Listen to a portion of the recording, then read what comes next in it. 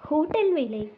முகத்தில் கோபம் கொப்பளிக்க கிடுகிடுவென கேஷியர் மேஜைக்கு அருகில் வந்த அந்த ஆள் தன் கையில் இருந்த பொட்டலத்தை கேஷியரிடம் கொடுத்து, இது என்ன பாருங்கள் என்று கேட்டபோது ரொம்பவே பயந்து போனார் கேஷியர். நல்ல வேளை கூட்டம் இல்லாத நேரத்தில் இந்த ஆள் வந்திருக்கார். பொட்டலத்துக்குள் என்ன அணுகுண்டு இருக்கா என்று பயந்து பயந்து அதனை பிரித்து பக்குவமாக ஆராய்ந்தார். சின்னதாக கொழுப்பு மட்டும் மிதந்து கொண்டிருந்தது.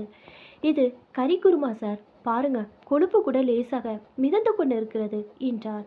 கொழுப்பு இந்த பொட்டலத்தில் இல்லை சார், இதனை கொடுத்த உங்களிடம் இருக்கணும்னு சொல்ல வேண்டும் என்றதும் பதறிப்போன கேஷியர், என்ன சார் சொல்றீங்க என்று மறுபடியும் பணிவாக கேட்டார்.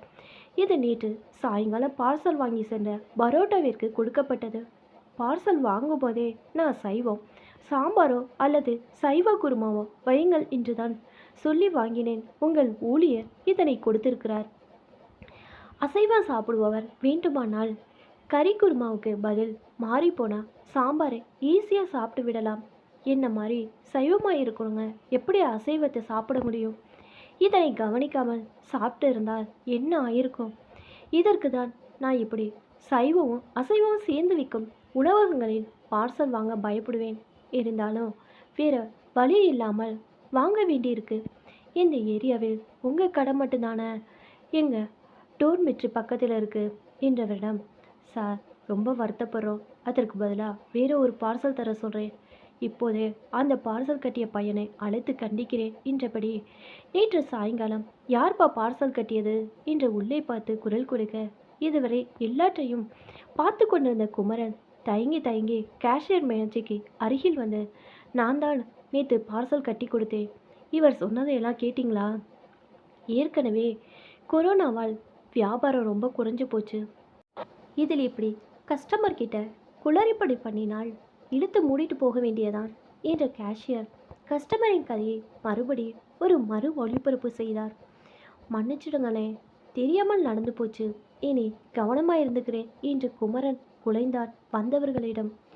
எல்லாம் சரி, வேலை முடிந்து களைத்து போல் அழுக்கி திரும்பி குளிச்சுட்டு வந்து அக்கடான்னு சாப்பிட உட்காரும்போது இப்படி ஆச்சுன்னா எப்படி தம்பி? சரிதானு சீனியை தொட்டுக்கிட்டு சாப்பிட்டேன், பதிலுக்கு பார்சலெல்லாம் வேணாம், இனியாவது கவனமாக இருங்க தம்பி என்று கோபம் தணிந்தவராக பேசியது இரண்டு பேருக்குமே அப்பாடான்னு இருந்தது. இனிமேல் இப்படி நடக்காமல் பார்த்துக்கிறேன் சார் என்று கை கொப்பினார் கேஷியர். ஒரு நல்ல கஸ்டமரிடம் இப்படி நடந்துக்கிட்டோமேனு குமரனுக்கு உண்மையாகவே வருத்தமாக இருந்தது. ஏனென்றால் நேற்று அவன் அந்த தவறை தெரிந்தே செய்தான். அதை ஏன் செய்தான்? கால் காசு வேலையானாலும் கவர்மெண்ட் வேலை தான் சிறந்ததுன்னு நல்லா படிச்சு நம்ம குமரனுக்கும் சிறு வயதிலே மனதில் பதிந்து போய்விட்டது. கவர்மெண்ட் வேலையில் இருந்து கடன் வாங்கி வீடு கட்டியவர்களை பைக் வாங்கி ஓட்டியவர்களை பார்த்து பார்த்து வளர்ந்து கொண்டிருந்த போதே ஊருக்கு 2 பேர் குவைத்துக்கும் சவுதிக்கு சென்று பணம் சம்பாதித்து கடன் வாங்காமலே கார் பங்களான்னு வாங்கி குமரனை குழுப்பினார்கள். கேட்ரிங் படிச்சுட்டு அவனுக்கு தெரிந்த 1-2 பேர் கப்பலில் வேலை. 6 மாதம் வீட்டில் இருக்கலாம் சொல்லி வெள்ளிகளை அள்ளி வந்தார்கள். கப்பல் கேப்டன் மாதிரி வெள்ளை உடை அணிந்து அவர்கள் கொண்டு வந்து காட்டிய புகைப்படங்கள் அவனுக்கு கேட்ரிங் படிப்பில் ஆசையை தூண்டியது. கப்பல் கனவில் மிதக்க ஆரம்பித்தான். வீட்டில் இருப்பவர்கள் விரும்பவில்லை என்றாலும் அவன் விரும்பி படித்தான். படித்து முடித்ததும் அவன் ஆசைப்பட்ட கப்பல் வேலை வருவதற்கு முன்பே சிங்கப்பூர் ஹோட்டலில் கேட்ரிங் டிகிரி முடித்தவங்களுக்கு வேலை இருக்குது, கை நிறைய சம்பளம் என்று சொல்லி உள்ளூர் ஏஜென்ட் ஒருத்தர் சொன்னதும் கப்பல் வேலையை விட சிங்கப்பூர் வேலை அவனுக்கு பிடித்து போய்விட்டது. ஆங்கிலத்தில் அவன் கொஞ்சம் வீக். சிங்கப்பூரில் தமிழ்லே எல்லாம் இருக்குது என்பதை ஏற்கனவே அவன் கேள்விப்பட்டிருக்கான்.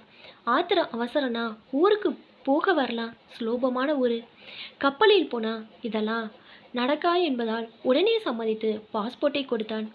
தமிழ் சாப்பாடு கடைதான் என்றும் ஓனரும் இங்கே பக்கத்து மாவட்டத்திலிருந்து சின்ன வயதில் சிங்கப்பூர் போய் பெரிய தொழில் முனைவர் ஆனவர் என்று ஏஜென்ட் சொன்னார்.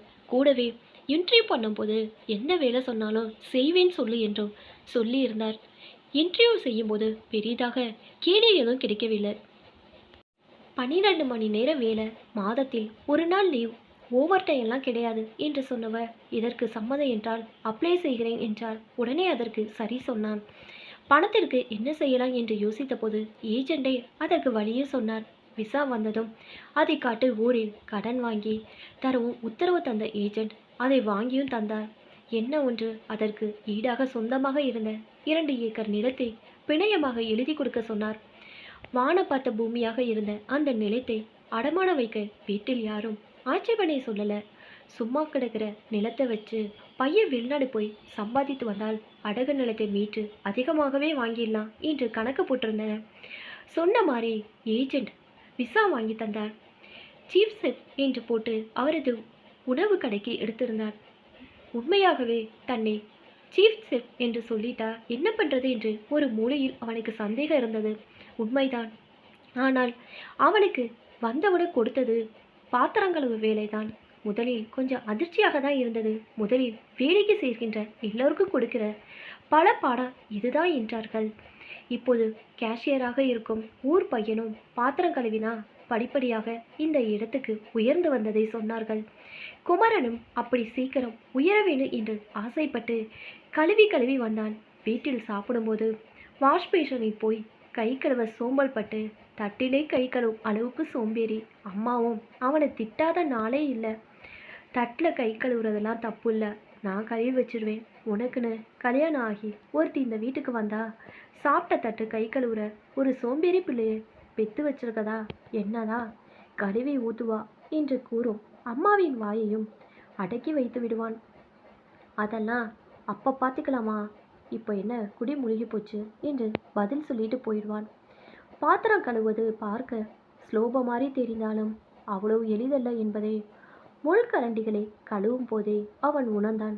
கூட்டம் அதிகமாக வரும்போது கரண்டிகளை உடனுக்குடன் கழுவி அதற்கென்றே இருக்கும் டவலில் சுத்தமாக சொட்டு தண்ணீர் இல்லாமல் துடைக்க வேண்டும். கை வீரல்கள் மாறி இருக்கும் அந்த கரண்டியில் சொட்டு தண்ணீர் மிச்சம் இருந்தாலும் தலையில் கொட்டு விழுகிற மாதிரி திட்டு விழும்.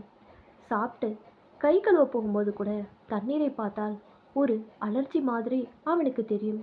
இப்படி சில வாரங்கள் சென்ற நிலையில் அந்த திங்கட்கிழமை மாத விடுமுறையில் தேகாவில் பார்த்த ஊர் நண்பன் வேலை எப்படி போகுது என்று கேட்டான்.